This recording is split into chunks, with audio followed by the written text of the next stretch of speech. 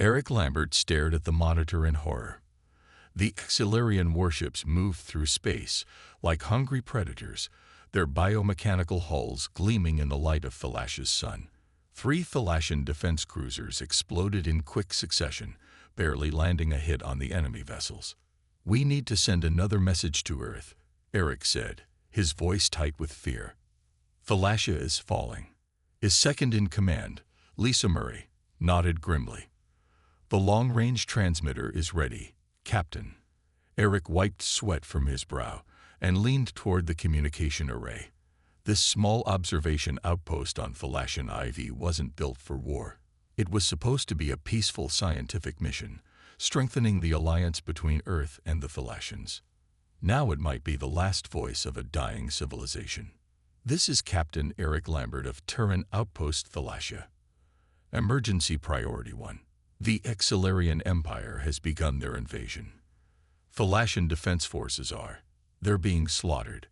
We count at least 30 Xilarian warships, including what appears to be a command vessel." He paused, watching another explosion bloom in the darkness of space. "The Thalashans can't hold out much longer.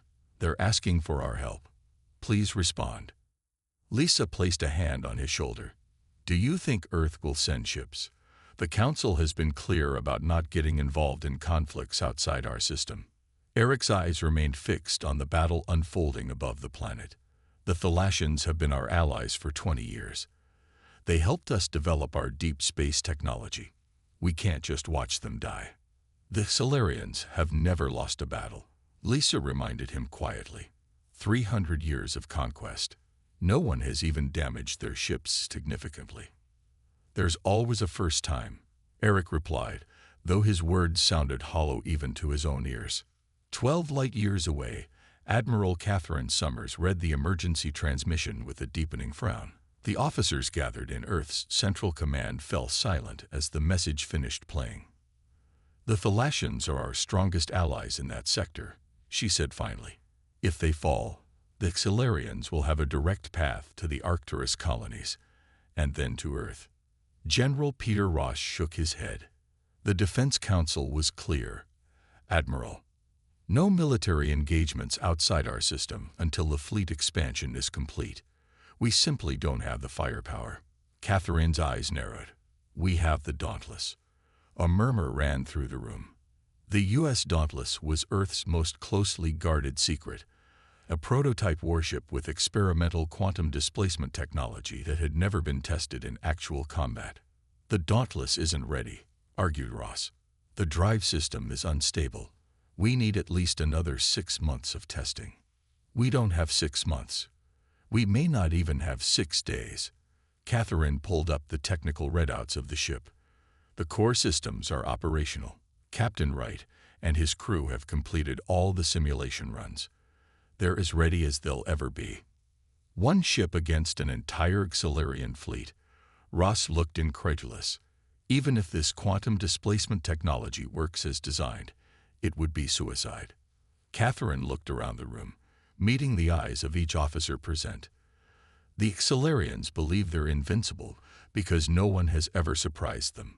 Their biomechanical ships adapt to known weapons and tactics, but they've never encountered anything like the Dauntless. She straightened her uniform. "I'm authorizing deployment, effective immediately." "The Council will fight this decision," Ross warned. "Then I'll fight the Council," Catherine replied coolly. "By the time they overrule me, the Dauntless will be long gone." She tapped her communication badge. "Get me Captain Daniel Wright. Tell him to prepare his ship for immediate departure." As the command center burst into activity, Catherine looked once more at the distress call from Thalasha. For 3 centuries, the Xilarian Empire had expanded unchecked, consuming world after world. Their warships were considered unbeatable. Until now. Captain Daniel Wright walked through the gleaming corridors of the U.S. Dauntless, his footsteps echoing in the silence. The ship still smelled of fresh metal and new plastics. Most of the crew quarters remained empty. This wasn't how he had imagined the ship's first real mission would begin. "Captain on the bridge," called Lieutenant Samantha Ford as Daniel stepped through the automatic doors. The small crew, Just 12 officers instead of the planned 30 snapped to attention. At ease, Daniel said. He studied their faces, young, determined, and more than a little scared. I know this isn't what any of us expected. The Dauntless was supposed to have another 6 months of testing before facing combat. Chief Engineer William Carter frowned from his station. The quantum drive stabilizers are only at 87% efficiency, Captain. If we push them too hard in real space, there's a chance we cold. I've read your report, Chief, Daniel interrupted gently. I know the risks. We all do. Dr. Olivia Rice, the ship's science officer, looked up from her console. The Solarians have never encountered our technology before. Their adaptive capabilities are impressive, but they need time to analyze and respond to new threats. If we can act unpredictably enough, we might stand a chance. Daniel nodded and settled into the captain's chair. It still felt too new, too unused. Lieutenant Ford, ship status. Samantha's fingers danced across her tactical display. All systems online, Captain. Quantum torpedoes armed. Defense shields at maximum. Quantum displacement drive is functional. The hesitation in her voice wasn't reassuring, but it was honest.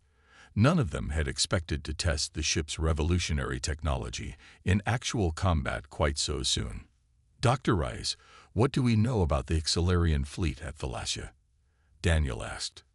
Olivia called up a holographic display in the center of the bridge. It showed multiple red dots surrounding a blue-green planet. From Captain Lambert's reports, we're looking at approximately 30 warships, including what appears to be a command vessel. The Xelarians use a biomechanical technology that allows their ships to heal damage and adapt to enemy weapons, which is why conventional weapons have failed against them for 3 centuries, Daniel said. But our quantum displacement drive isn't conventional. William shook his head. It's barely theoretical, sir. We can shift parts of the ship partially between dimensional planes, making us harder to hit and allowing us to appear where they don't expect. But we've never tried it outside of simulations. Then we'll be writing the manual as we go, Daniel replied. How long until we reach Thalasia? At maximum warp, 17 hours, Samantha reported. Daniel stood and faced his crew. The Thalasians are our allies. They've helped Earth develop much of our deep space technology. Now they're being slaughtered, and we're their only hope. He paused, meeting each person's eyes. I won't lie to you. This mission is dangerous. We're one experimental ship against a fleet that's never known defeat. But sometimes, being unexpected is the greatest advantage in battle. He turned to the main view screen, now showing the streaking stars of warp travel. Every crew member on this ship volunteered because they believed in what the Dauntless represents, humanity's step into a bigger universe. Today, we prove that humanity doesn't abandon its friends. Olivia's console beeped. Captain, we're receiving a transmission from Earth. Admiral Summers says the Defense Council is ordering our immediate return. Daniel's jaw tightened. Acknowledge the message, but maintain course. By the time they send someone after us, it will be too late. He looked at his crew again. Anyone who wants to object to this decision should do so now. The bridge remained silent. Very well, Daniel said quietly. Lieutenant Ford, begin combat drills. Chief Carter, I want the quantum drive working at peak efficiency by the time we arrive. Dr. Rice, analyze everything we have on Solarian tactics. As his crew jumped into action, Daniel stared at the stars rushing past. The Dauntless was about to face an enemy that had conquered half a galaxy.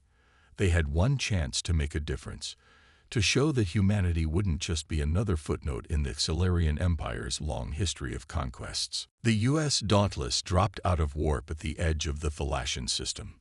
The bridge fell silent as the main screen displayed the devastation ahead. Debris floated where space stations once orbited. The remains of destroyed ships drifted like broken toys. My God, whispered Samantha. We're too late. Daniel leaned forward in his chair. Life signs. Anything. Olivia worked her console. I'm detecting some Thalasian ships near the 4th planet. They appear to be in retreat. 8 vessels, badly damaged. She looked up, her expression grim. The Exilarian fleet is in pursuit. They're targeting civilian evacuation ships. Daniel's hands tightened on the armrests of his chair. Tactical assessment, Lieutenant Ford. 27 Silurian warships detected, Samantha reported. Most are focused on the Thalassian retreat. Their command ship is holding position near the planet's main colony. She paused. Captain, they haven't noticed us yet. Let's keep it that way as long as possible, Daniel said. Chief Carter, is the quantum displacement drive ready? William nodded from his engineering station. As ready as it's going to be, sir. But remember, we've never tested it in actual space. The calculations err. We're about to test it now, Daniel cut in. Dr. Reyes, can we position ourselves between the Exilarians and those civilian ships? We have to cross directly through their sensor range, Olivia said. They'll detect us immediately. Daniel stood up. Then we make it count. Lieutenant Ford, plot an intercept course. Full impulse power. Ready quantum torpedoes. The Dauntless surged forward, its sleek hull glinting in the light of Thalassia's sun. For several minutes, the Exilarians continued their pursuit, unaware of the approaching Earth vessel. Then suddenly, 3 Exilarian hunter ships broke away from the main fleet and changed course. They've spotted us, Samantha reported. 3 vessels approaching, weapons charging. On the massive Exilarian command ship, Supreme Admiral Vorex received the alert with mild curiosity. The holographic display showed a small unknown vessel entering the battlefield. Another ally of these pathetic Thalassians, he asked, his voice deep and emotionless. His pale skin and elongated head gave him an almost skeletal appearance. Unknown design, Admiral, his second-in-command reported, appears to be of Terran origin. Vorex's thin lips curved into what passed for a smile among his kind. Earth, the young species that thinks itself important. He waved a long-fingered hand dismissively. Send 3 hunters to destroy it. I want the wreckage analyzed afterward. Back on the Dauntless, the 3 Exilarian ships closed in, their biomechanical hulls pulsing with energy. They're targeting our engines, Samantha called out. Firing sequence initiated. Evasive pattern, Daniel ordered. Chief Carter, prepare the quantum drive. The Dauntless banked sharply as green energy beams sliced through space where it had been moments before. The ship shuddered as one beam grazed its shields. Shield holding at 80%, Samantha reported. They're adjusting their aim. Daniel took a deep breath. Now, Chief, activate quantum displacement. William's fingers raced across his console. Displacement field activating in 3, 2, 1. The bridge lights flickered. A strange sensation washed over the crew, like being underwater and in air simultaneously. Through the view screen, space itself seemed to bend.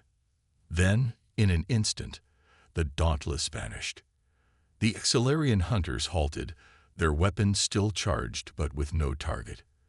Their sensors swept the area, confused by the sudden disappearance. Where did they go? Demanded Vorex, watching from his command ship. His question was answered when the Dauntless reappeared directly behind the 3 hunter vessels. Fire quantum torpedoes, Daniel shouted. Brilliant blue-white projectiles streaked from the Dauntless, striking 2 of the hunter ships before they could react. The torpedoes didn't just impact the vessels. They seemed to phase partially through the hulls before detonating. The explosions ripped the biomechanical ships apart from the inside. The 3rd hunter ship spun around, its weapons charging, but too late. Another volley of torpedoes struck it, sending fragments spinning into the darkness. For the first time in 3 centuries of Silurian conquest, enemy warships had been destroyed without landing a single effective counterattack. On his command ship, Supreme Admiral Vorex stood perfectly still, his yellow eyes fixed on the tactical display. He felt something unfamiliar stirring within him, an emotion that the Exilarian elite were not supposed to experience. Fear. Supreme Admiral Vorex paced the command deck of his flagship. A holographic displays showed the remaining Silurian fleet regrouping, pulling away from the Thalassian evacuation ships to form a defensive pattern. "Bring me all sensor data on the Terran vessel," he ordered. His officers hurried to comply, fear evident in their movements. Failure was not tolerated in the Silurian Empire. "The ship uses some form of dimensional shifting technology," reported his science officer. "It seems to partially phase between realities, making it impossible to target while in transition." Vorex studied the replay of the battle. "And these weapons they used?" "Similar technology. The torpedoes phased through our outer hulls before detonating. Our adaptive armor had no time to respond." For the first time in his long career, Vorex changed his battle plan. "Redirect all ships from the Thalassian pursuit. The Terran vessel is now our primary target." Aboard the Dauntless, the bridge crew could hardly believe what they had just accomplished. "It worked," William exclaimed. "The quantum drive actually worked in combat." Daniel didn't allow himself to celebrate yet. "Status report. Shields at 75%, Samantha reported. "Quantum torpedoes functioning perfectly. The displacement drive is stable, but power levels dropped more than expected during the jump." Olivia looked up from her science station. "Captain, the Silurian fleet is changing formation. They're all coming toward us now." "We got their attention," Daniel said grimly. "Chief Carter, how soon can we jump again?" William checked his readings. "Drive needs 5 minutes to recharge." "Sir, I'm seeing unusual energy patterns from the Silurian ships.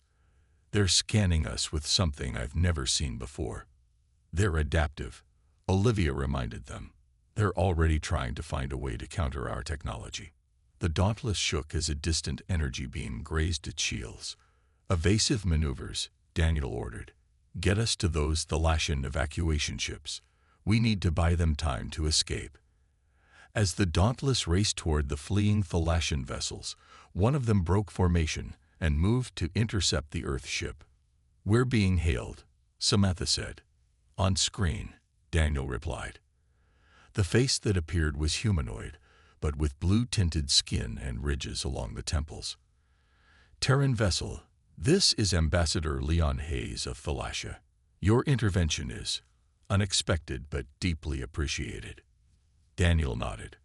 "Captain Daniel Wright of the U.S. Dauntless. We received your distress call and came to help.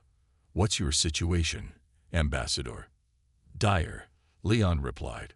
"The colony on Thalassia IV has been evacuated, but we have 3 more settlements on the moons that need assistance. The Silurians attacked without warning or provocation." "That's their way," Daniel said. "Where are your remaining civilian ships?" "Hiding in the magnetic field of the gas giant. They cannot leave without being detected." Daniel glanced at Olivia.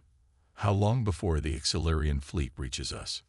3 minutes at their current speed," she answered. "And Captain, they're spreading out in a pattern I haven't seen before. I think they're trying to predict where we'll appear if we use the quantum drive again."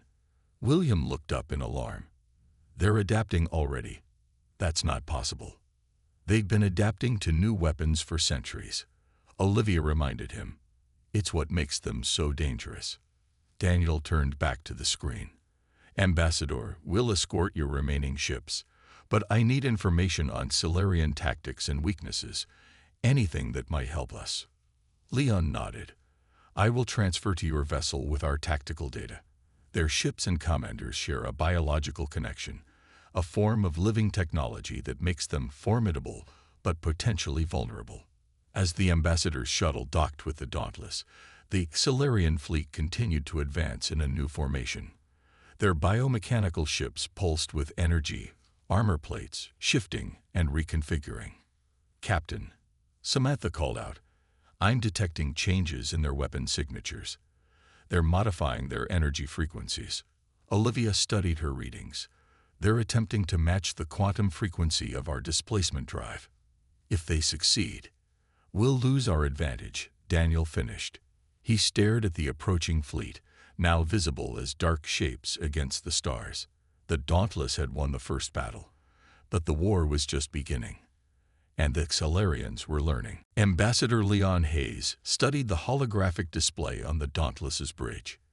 His blue-tinged fingers traced the movement of the Xelarian fleet. "They're using a hunting formation," he explained, "designed to trap ships attempting to flee." Daniel nodded grimly. "But we're not fleeing." Lieutenant Ford, status of the quantum drive. "Recharged to 80%, Captain," Samantha replied. "But I'm detecting unusual energy patterns from the Xelarian vessels. They're emitting some kind of tracking field."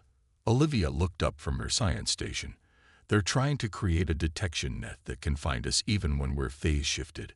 The Dauntless shuddered as a distant energy beam struck its shields. "Shields down to 60%, Samantha called out. "They're ranging their weapons." Daniel made a quick decision. "We can't fight the whole fleet. Chief Carter, modify the quantum drive to create multiple displacement shadows." William looked startled. "Sir, that's from Dr. Rice's theoretical paper. We've never even simulated it." "Theory becomes practice today," Daniel said firmly. "Dr. Rice, help the chief. We need phantom images of the Dauntless to confuse their targeting systems." As Olivia rushed to the engineering station, Daniel turned to Ambassador Hayes. "We need to reach your civilian ships. Where exactly are they hiding?" "In the upper atmosphere of the gas giant," Leon replied. "The magnetic fields and radiation mask their signatures, but they can't stay there much longer. Life support systems are failing." The ship rocked again as another energy beam struck. "Shields at 52%, Samantha reported. "The Xelarians are closing in from 3 directions." In the engineering section, Olivia and William worked frantically to modify the quantum drive. "If we split the displacement field into 3 distinct patterns," Olivia suggested, "we could create ghost images that would read as solid to their sensors." William nodded, his fingers flying over the controls. "Risky, but possible. We'd need to redirect power from secondary systems." Back on the bridge, Daniel watched the Xelarian ships drawing closer. "Time to the gas giant." 6 minutes at full impulse, Samantha answered. "But we'd be exposed the entire way." "Captain," called William over the comm system, "we've modified the drive to create multiple displacement shadows. It should confuse their targeting systems, but it's putting tremendous strain on the emitters." "Do it," Daniel ordered. "Lieutenant Ford, set course for the gas giant, full impulse." The Dauntless surged forward, engines flaring. The Xelarian fleet adjusted course immediately, energy weapons charging. "Activating modified quantum displacement in 3, 2, 1, William announced. The ship shimmered, and suddenly 3 identical images of the Dauntless appeared, spreading out in different directions. The Xelarian fleet hesitated, their weapons targeting all 3 vessels simultaneously. "It's working," Samantha exclaimed. "They're dividing their fire." The real Dauntless continued toward the gas giant, while its phantom copies drew fire from the confused enemy. But inside the engineering section, warning lights flashed across William's console. "The system is destabilizing," he shouted over the comm. "The field emitters are overheating." Olivia checked her readings. "Power fluctuations in the main drive. We're losing cohesion in the displacement field." The ship lurched violently, throwing crew members against consoles. The lights flickered and emergency sirens wailed. "Status report," Daniel demanded. William's voice came through fragmented. "The drive is critical failure. We're stuck between phase states. I need to get to the main emitter chamber to manually reset the system." "That area is flooded with quantum radiation," Olivia protested. "No choice," William replied grimly. "If we don't stabilize the field, we'll be trapped between dimensions permanently." On the bridge, Daniel watched helplessly as one of the phantom images of the Dauntless disappeared. Then the second winked out. The Xelarian fleet, realizing which ship was real, converged on their position. "Shields down to 30%, Samantha reported. "All Xelarian vessels targeting us directly."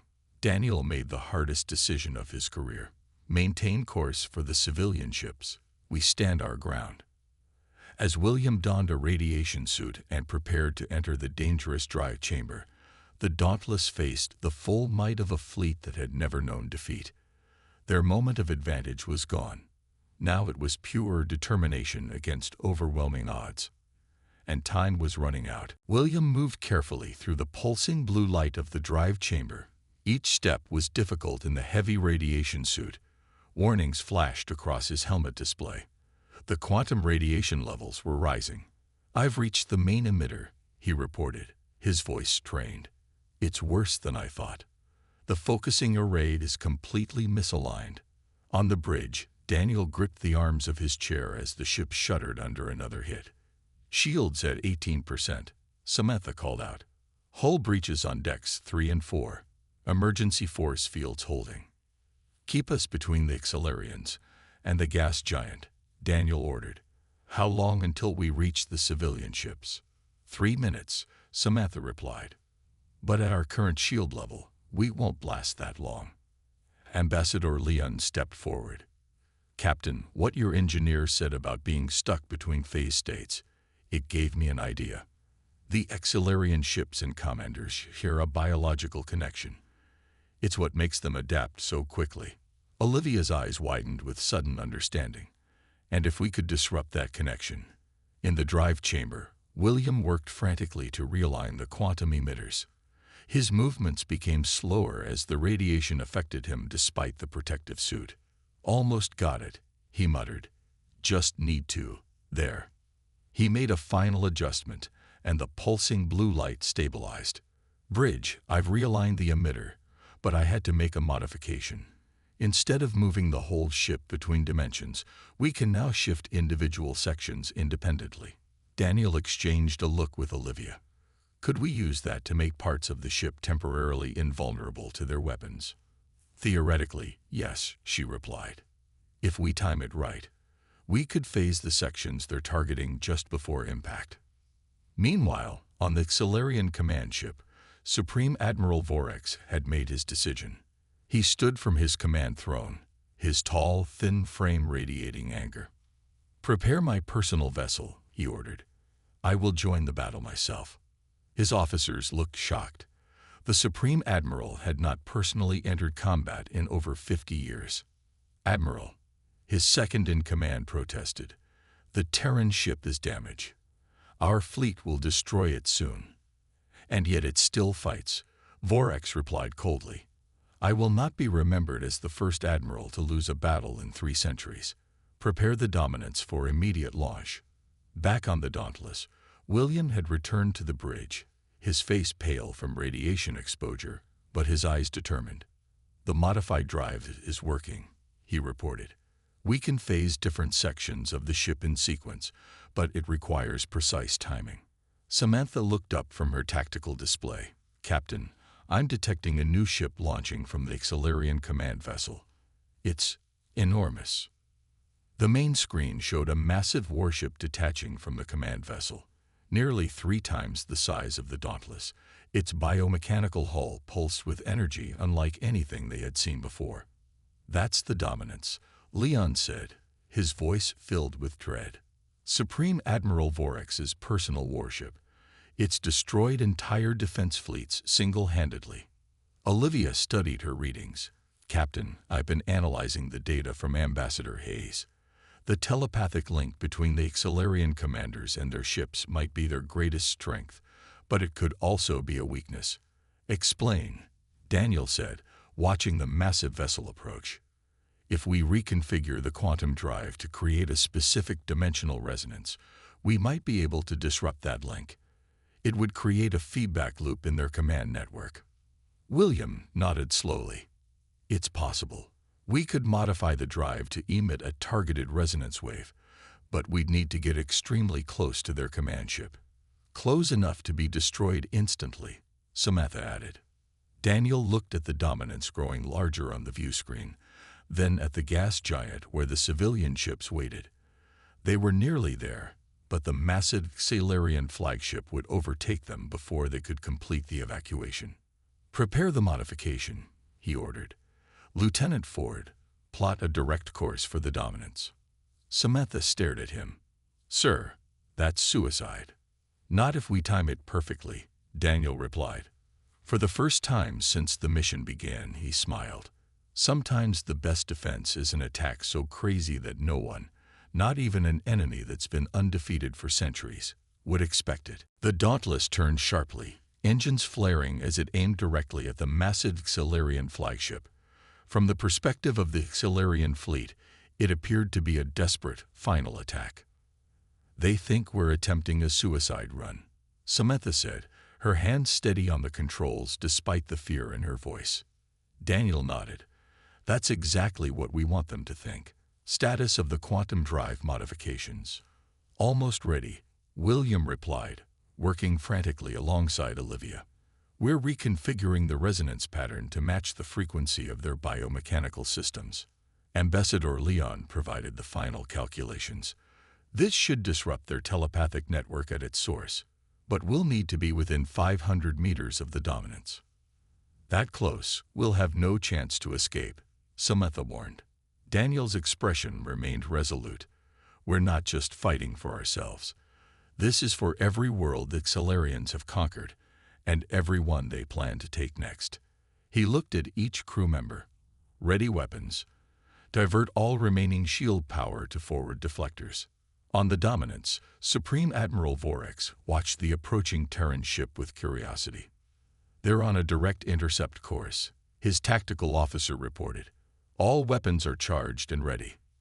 Let them come, Vorex said, a thin smile on his skeletal face. I want to see their desperation firsthand before I destroy them. The Dominance's massive weapons arrays locked onto the Dauntless. Biomechanical targeting systems pulsed with energy, ready to deliver a killing blow. Distance to target, 1,000 meters, Samantha called out on the Dauntless bridge. Xilarian weapons are fully charged. 800 meters, she continued, her voice tightening. 700. Quantum resonance emitter ready, William announced. Field strength at maximum. 600 meters, Samantha counted down. Their weapons are firing. Now, Daniel shouted. William activated the modified quantum drive. Instead of displacing the ship, it sent out an invisible wave of energy, precisely calibrated to the Xilarian biomechanical frequency. For a moment, nothing seemed to happen. The energy beams from the Dominance lanced toward the Dauntless.